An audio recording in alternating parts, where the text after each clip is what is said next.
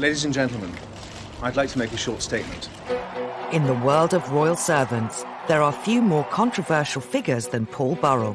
I think Paul is a fascinating character. As Diana's butler and footman to the Queen, he served the royal family for over 20 years. Only one man in history has ever served and been close to the Queen for 11 years and Princess Diana for 10. But Burrell was no ordinary staff member.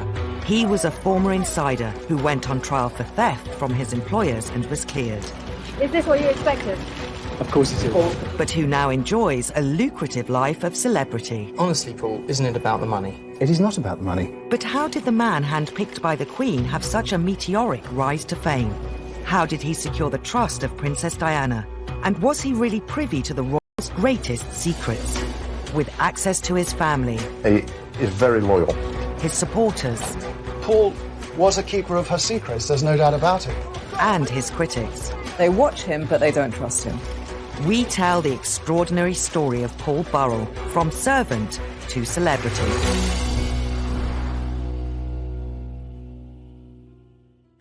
Today, Paul Burrell is one of the most visible figures in royal commentary. His 10 years as butler to Princess Diana still generate endless fascination and secure numerous TV bookings, including popular daytime TV shows. Joining me now is Princess Diana's former butler, Paul Burrell, of course, one of the people who knew her best of all. Morning, Paul. Can you believe it's been that long, Janet? I can't believe it's that long. I think in Britain, we love a character. He's incredibly colourful. He's very emotive. And, of course, he offers insight that a lot of people can't necessarily give. Having served as butler to Princess Diana, Paul became a household name, with the public eager to hear every detail of his life as a royal servant. Princess Diana made Paul Burrell famous, but Paul Burrell kept himself in the public eye for many decades and years thereafter. Paul's celebrity status grew through several high-profile TV appearances. Today, he shares aspects of his domestic world with his Instagram followers. He lives in a mock Tudor mansion in Cheshire, from where he also sometimes films video messages revealing more details of his life with the royals. I've been thinking about all those parties which I attended with the royal family through the years. Parties with the Queen, fancy dress balls at Balmoral, family parties with Princess Diana, and parties celebrating the life of the princess. But his 21st century life is in stark contrast to younger brothers. The younger of them, Graham, has agreed to share details of their childhood.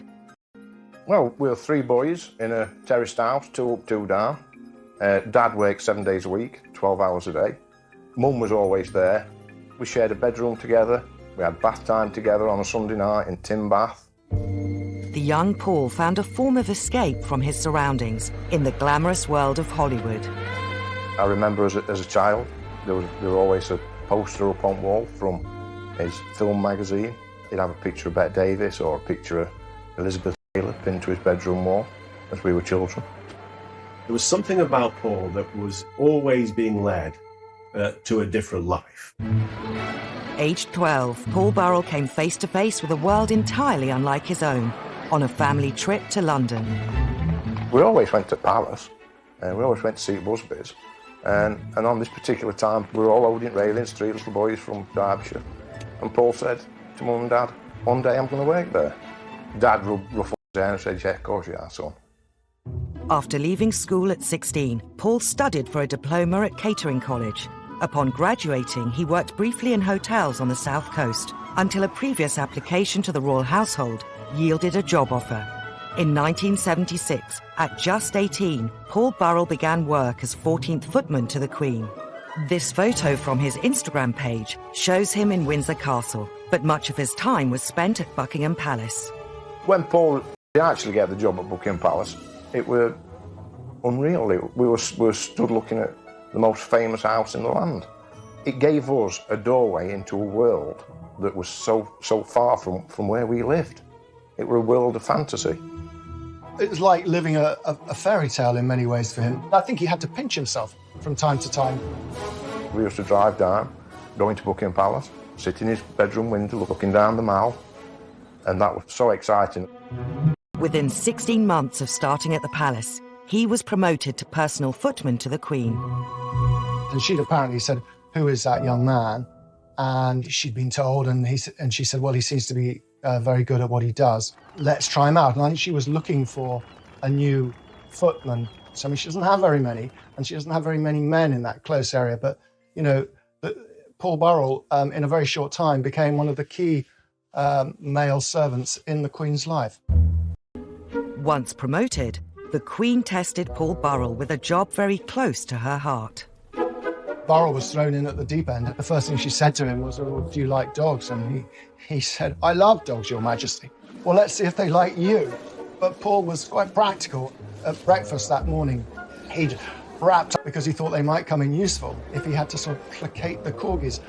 His secret weapon came in very handy because he managed to sort of rush off after the dogs behind some trees and dish out their treats to them. And after that, of course, they wouldn't leave him alone. It went until I actually stood in Royal Enclosure at Royal Ascot and seen the carriage drive swoop into Royal Enclosure and saw Paul sat up back at carriage directly behind Queen, that it hit me like a ton of bricks that my brother was so close to Her Majesty. As her personal footman and chief corgi walker, Paul Burrell was one of the Queen's top servants.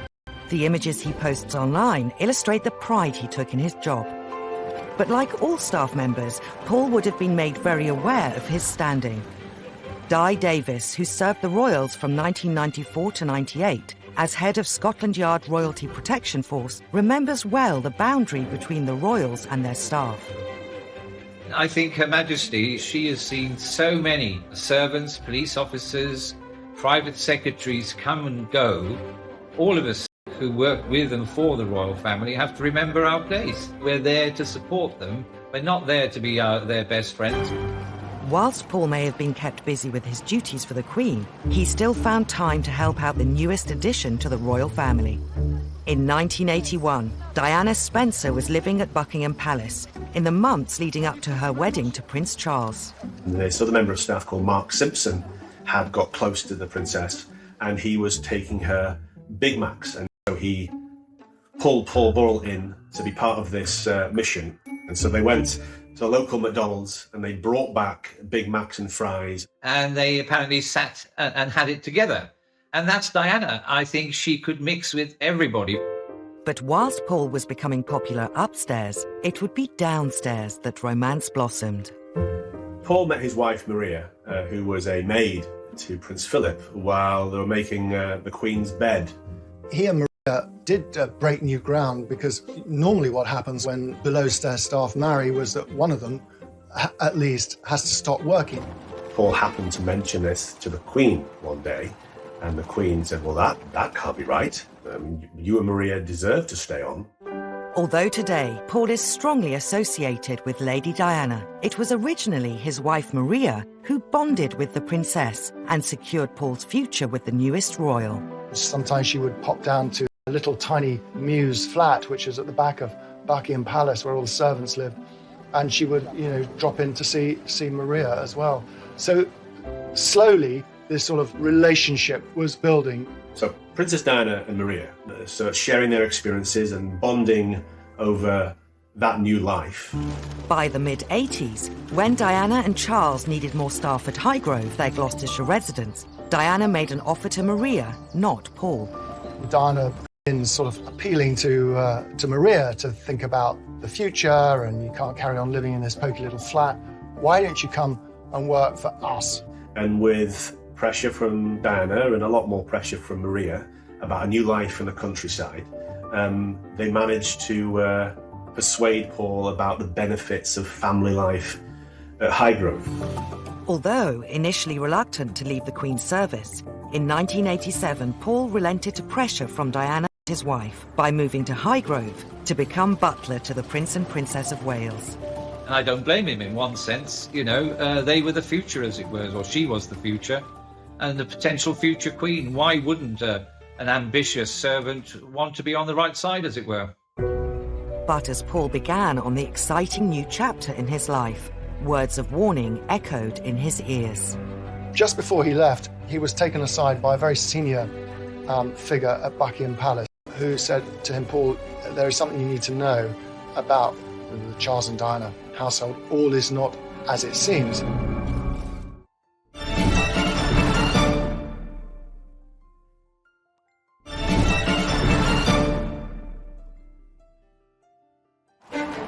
In 1987, Paul Burrell found himself working for possibly the most high-profile royal couple in living memory, the Prince and Princess of Wales. Based at Highgrove, he was a highly valued butler, but relations between Charles and Diana were strained. All the staff in the royal household knew that Prince Charles was carrying on a years-long affair with Camilla Parker Bowles. Princess Diana is first absolutely suffering and devastated, and then very slowly begins to try to find love and friendship in other places. With a growing divide between Charles and Diana, the princess drew on close friends for comfort. The photos Paul shares on social media from this time reflect the increasingly personal relationship he was developing with her. Many times when we visited, there'd be a knock at the door. You'd open the door and Princess would be stood there. I watched the friendship grow. She was calm around Paul. They were good together. Paul knew what she wanted before she wanted it. Paul soon found himself in a more trusted relationship with his employer than he had ever had working for the Queen at Buckingham Palace. She didn't have a husband who could talk to her. So she would talk to Paul. When she started to call him her emotional washing machine, she would dump all her innermost thoughts and emotions on him. Before long, Diana was asking Paul to enable her own extramarital relationships, in particular with former Army Captain James Hewitt, who had been Diana's horse riding instructor. There was one time when Diana asked him to go and pick up James Hewitt, to take him to Highgrove even, which is quite astonishing. So Burrell put him in the back of a car underneath a blanket, and I mean, whether it really worked, it's highly unlikely because there are police all over the estate at Highgrove. The marriage problems of Charles and Diana soon became public when the Prime Minister made an unprecedented announcement. It is announced from Buckingham Palace that, with regret, the Prince and Princess of Wales have decided to separate. As Diana and Charles discussed separation practicalities, the Princess made an astonishing demand. Charles said, well, you know, whatever you want, just take it and go. And she said, well, what I want is, I want Paul. From 1992, Paul Burrell became butler solely to Diana, based out of Kensington Palace.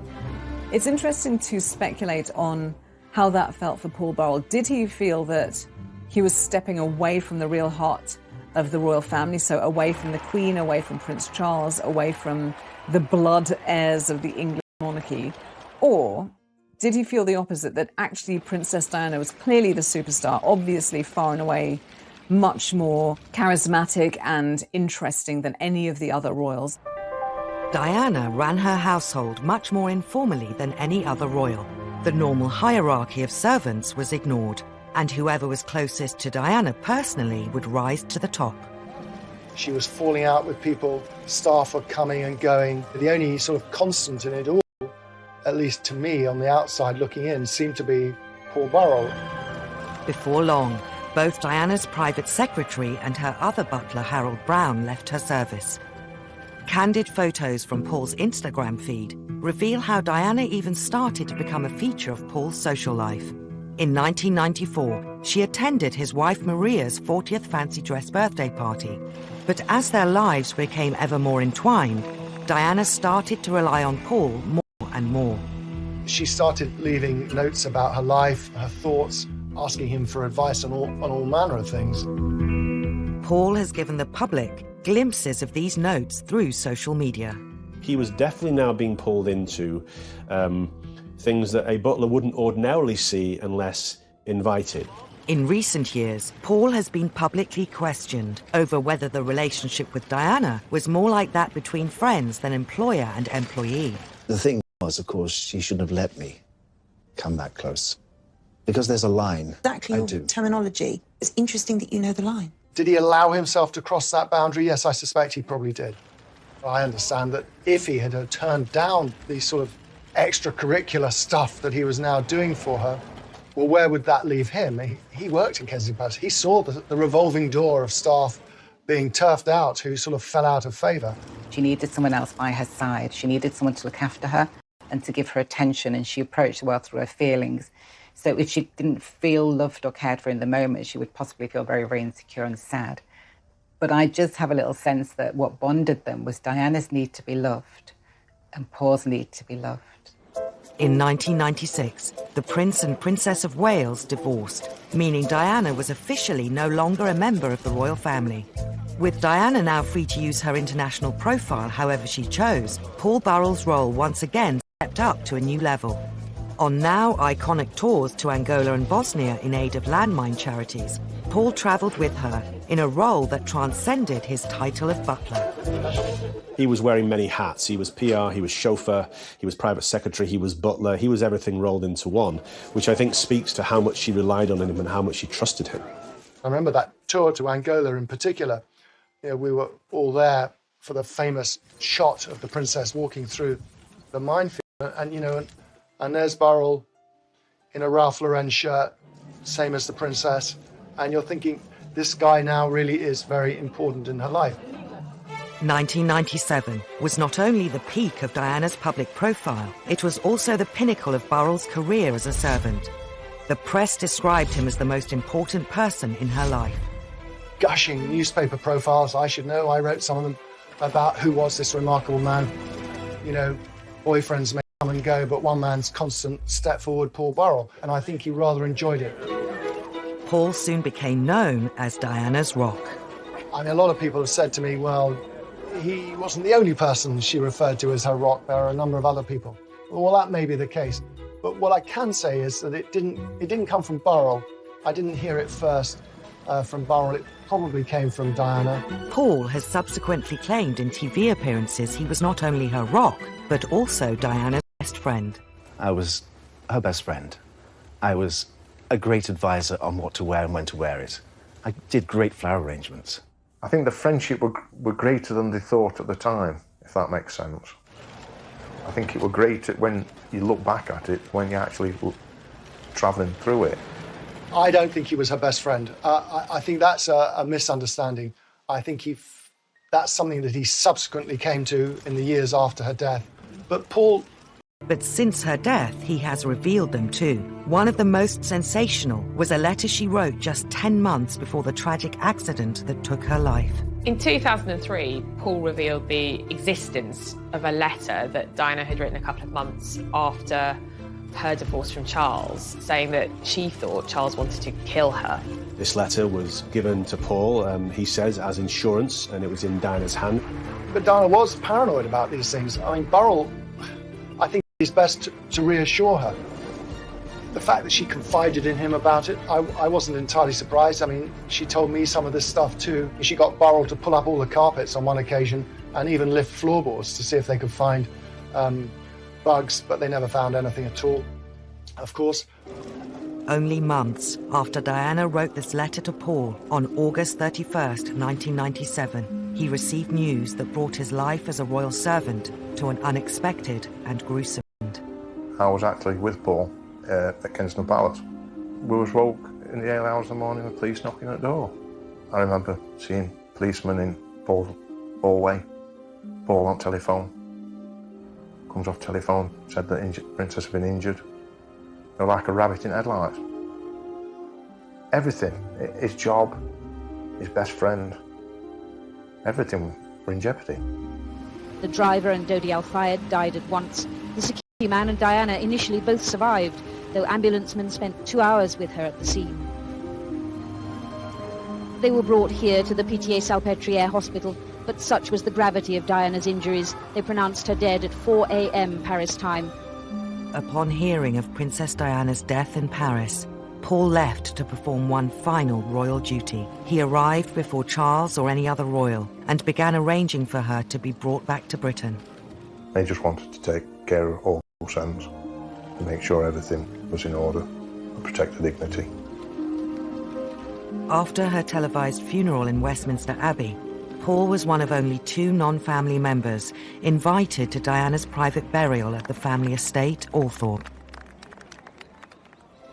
But perhaps the greatest honour for Paul in the months after Diana's death was his involvement in her memorial fund. He would explain in TV interviews how this was a way of protecting her memory. For me, it's a way of carrying forward what I began 10 years ago, looking after the princess in a private way. I can now look after the princess in a public way. While being employed by the Memorial Fund to arrange charitable work, Paul Burrell appeared at events as Diana's representative. The press got more interested in Paul after Princess's death because he was more... And instead of standing there with a tray serving champagne, someone is standing in front of you with a tray serving you champagne. By the middle of 1998, Paul Burrell had carved out a place for himself in public life as the spokesperson for Princess Diana's work and ideals. But with his public profile rising, what was more important to Princess Diana's former butler?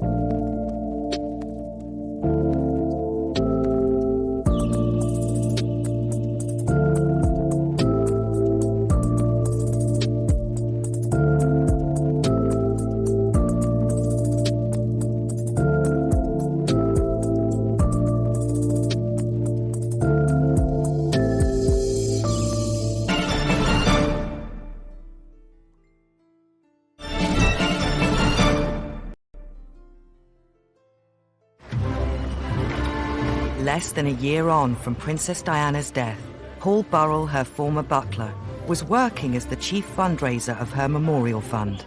The Princess of Wales Memorial Committee gathered in 11 Downing Street for their 5th meeting.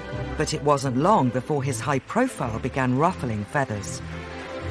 It is a moving and natural progression for Paul Burrell to be the person to take up the mantle, to carry forth, championing the causes embraced by the princess in her lifetime. I think as Paul Burrell's stock rose and his profile increased and he found himself in the middle of the media spotlight as the person closest to Diana, I think that led to a perception that he was enjoying it all a little bit too much. That I feel that her spirit is still alive. There he was at the Memorial Fund ball. He had spent 20-odd years in the shadows, as invisible servants are meant to be, and he's thrust into the spotlight. It did seem extraordinary. He found it all almost too good to be true. And it seemed it was. In December 1998, Paul was made redundant. Mr. Burrell only had a few words to say. Paul claimed Diana's sister, Lady Sarah McCorkadale, broke the news to him in a London wine bar. To her family, he would always remain a servant, and he was working class. They were aristocracy. And, of course, he was increasingly speaking on her behalf. And I think there was a feeling from her family that that was a bit inappropriate. It's human nature to want to better yourself, and I don't feel that that in itself is something we can criticise him for. But the fact that other people around him were disgruntled by it suggests that there was something else going on. And the something else could have been that other people wanted Paul to maintain his position as a staff member, or that other people noticed a grandiosity in Paul and they were fearful about where it might go. I think Paul was devastated. He thought he had done good work for the charities in Princess Diana's name. His departure from the fund once again made Paul front-page news. Paul Burrell, who joined the Prince and Princess of Wales' staff in 1988, drove off to spend Christmas with his family in Cheshire. Paul returned to Cheshire to begin a new life away from the spotlight. I think he felt he owed it to Maria and his sons to turn his back on his celebrity times. Maria wanted some stability. She wanted to be near her family. He did actually try and start a new kind of a life. I think it is too simplistic to say that Paul loved the celebrity. I think he genuinely believed that he was Princess Diana's standard carrier. He was her knight in shining armour, that it was his role to protect her, promote her, because she wasn't here anymore to do so. And so him kind of disappearing into obscurity, I don't think would ever have suited him. The Burrells' peaceful suburban life didn't last long.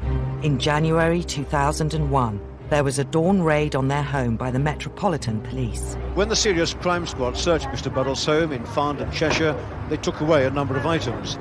Police found hundreds of items that once belonged to the princess.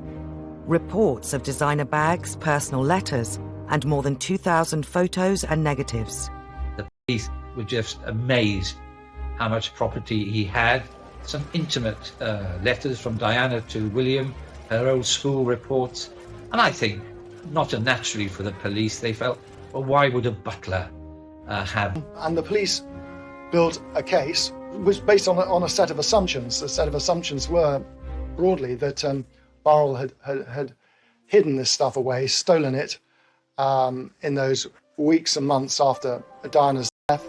As the executors of Diana's estate, the Spencer family made the final decision to pursue the prosecution. Paul was charged with 3 counts of theft relating to over 300 items. Once it was clear that the Spencers wanted the trial to go ahead come what may, I think Prince Charles's household had to be seen to be working in tandem with the executors and therefore lent their support to the trial. Almost 2 years after Burrell's house was raided, the trial began at the Old Bailey. Today, he's here at the Old Bailey, charged with stealing from her estate. Paul's defence claimed he was keeping Diana's belongings for safekeeping, an explanation the prosecution disputed. I mean, it was going to be the trial of the decade, and here was a member of Princess Diana's innermost circle charged with stealing her effects. I talked to him many times. He was suicidal at times. He was in a very dangerous place. His view was that when the boys were older, they would want to have this stuff, and they would be grateful to him that he had preserved it. Now, this was a slightly naive view, but it was a view. It was horrendous. It was like a free-for-all. We all went down as a family, show support. And listening to how the court case was being presented, and during that time he lost all the skin off his hands and off his feet, and that was down to worry. 2 weeks into the trial, and there was a shocking development. Just before Paul was due to take the stand, the Queen made an unprecedented intervention. She claimed to recall a conversation with Paul, during which he had told her he was taking some of Diana's belongings for safekeeping. I knew the princess, and I knew that she was in the habit of giving many of her things away, and no one benefited more than that than Burrell. The case collapsed. He's happy and relieved to have been acquitted on all charges after the terrible ordeal of the last 21 months. I think, at the end of the day, Paul Burrell would have liked his right to reply in court to balance out the accusations and the reputation damage that had taken place over the previous 2 weeks. But ultimately, the Queen stepped in. There was a celebratory lunch with his legal team in Covent Garden, pasta and champagne, to prepare for the journey home to Cheshire. Congratulations. How's it feel? How do you feel? Very happy, thank you. Where's the taxi? After the trial, Paul Burrell once again returned to a quiet life. Wait and see what people offer me and go forward in a positive way. Notoriety isn't a bad thing in tabloid Britain. These are things that the public really likes. So he was canny enough to know that he may get a few juicy offers, which he did. The Daily Mirror's boasting that it will shed light on the trial with Paul Burrell's exclusive account of the last 22 months. He sold his story to the Mirror, and again, no doubt, thought, well, I've been put through the mill on this issue. What benefits can I bring to my family, to my future career? The establishment have tried to destroy me. What can I do to enhance my situation? Paul's next move saw him thrust into the spotlight once more. He wrote a book, A Royal Duty, claiming to set the story straight. To understand the motivation as to why Paul wrote A Royal Duty, you first have to understand and see what happened to him. He had been put on trial, accused of the ultimate betrayal, of thieving from Princess Diana. He had become a pariah in many respects, and it's fair to say that they went to the brink of ruin. I think the intention, from what I understand, was always to give his side of the story. He felt that the public thought he was a common thief, and he had to explain what he did and why he did it. In the weeks leading up to the book's publication, it was serialised in the Daily Mirror. Piers Morgan, the editor at the time. He'll never betray Diana, he'll never betray the Queen, he's made it very clear. The week before the book was due to be published, there was an unprecedented statement from Princes William and Harry. William tonight finally decided enough was enough. Their press secretary read it out. We cannot believe that Paul, who was entrusted with so much, could abuse his position in such a cold and overt betrayal. It is not only deeply painful for the two of us, but also for everyone else affected. And it would mortify our mother if she were alive today. And if we might say so, we feel we are more able to speak for our mother than Paul. We ask Paul, please, to bring these revelations to an end. William and Harry speaking out about the book added fuel to the fire and generated more interest, because of course people then thought, gosh, what's in it? What's so bad that William and Harry are so upset? Paul responded with his own statement. I am saddened at the statement issued on behalf of Prince William and Prince Harry. Saddened because I know that this book is nothing more than a tribute to their mother. I remember drafting a statement. I remember calling all the producers and news crews to get the 10 o'clock news slot, because we weren't going to allow Buckingham Palace to try to control the narrative that evening by calling the book a cold and overt betrayal. I am convinced. So we took charge and Paul delivered a statement. I would also like to point out that following the collapse of my trial at the Old Bailey last year, no one from the royal family contacted me or said sorry for the unnecessary ordeal myself, my wife and my sons were put through. Embarking on a world tour to promote the book, Paul was soon confronted with accusations of cashing in. I have to stand for myself and what I think is true, and I've done that. And that's why I've written the book. Honestly, Paul, isn't it about the money? It is not about the money. Absolutely not. I think that's a little disingenuous when he says it's not about the money. But then, of course, publicly, he can never admit that it's about the money, can he? I mean, how can anyone ever admit that it's about the money? I'll just say this, that in the years after Diana died, he was offered many different times the chance to write his book. One offer, which I saw, was for $4 million. He refused it flat and didn't entertain any discussions. And News International offered him a package totaling £2 million. He refused that deal. He chose the lesser deal on the table, which was £350,000 from the Daily Mirror. It was about, for Paul, the truth. How could his story be presented as he wanted it to be presented? You know, there's that such inherent hypocrisy in all of us. You'll have to say, oh, goodness, you know, roll our eyes at someone who we say is cashing in on, you know, having worked for the royals. But equally, we can't get enough of it. We want to lap up everything that they have to say.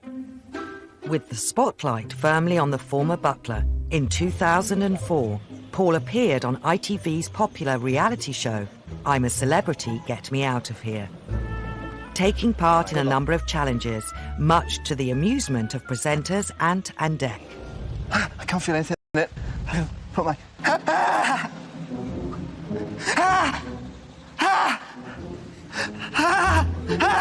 And I watched some of it, and he was very funny. You know, he was screaming and shouting, as people do. Paul finished the show in second place. And I think he was surprised at how well he did. It was a real kind of role reversal. He'd been kind of public enemy #1, and now suddenly he was the nation's sweetheart. With his popularity on the rise, Paul decided to move his family to America, where he accepted offers to endorse a range of products, from teacups to linen. I do understand why, if you've been in a trial in England and it was very exposing, you get to America where people are going to treat you much better and they're going to treat you like you're famous, without any baggage at all, with a nice little paycheck ticking over. It's seductive. The Americans love British royalty, and they love the kind of Downton Abbey, upstairs, downstairs kind of story. So here was a bona fide servant to the British royal family, best mate of Diana's, and... He wasn't to last. After the inquest into Diana's death, He was secretly filmed, admitting he didn't tell the whole truth in court. Paul's world once again came crashing down.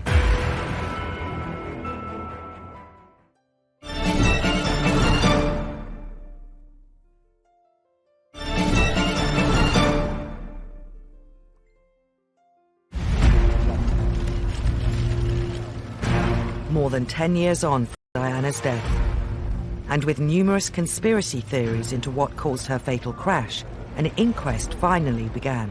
Paul Burrell, still living in America at the time, was called as a witness. All day, Mohammed Al-Fayed sat in court listening as Paul Burrell rejected any suggestion that Diana was about to announce her engagement to his son, Dodi. "I find that difficult to believe," he said. This was only a 30-day relationship. She was on the rebound from Mr. Khan. He gave evidence as somebody who knew her intimately as a servant, but also a confidant. He was one of the last 6 people that actually she phoned before she died.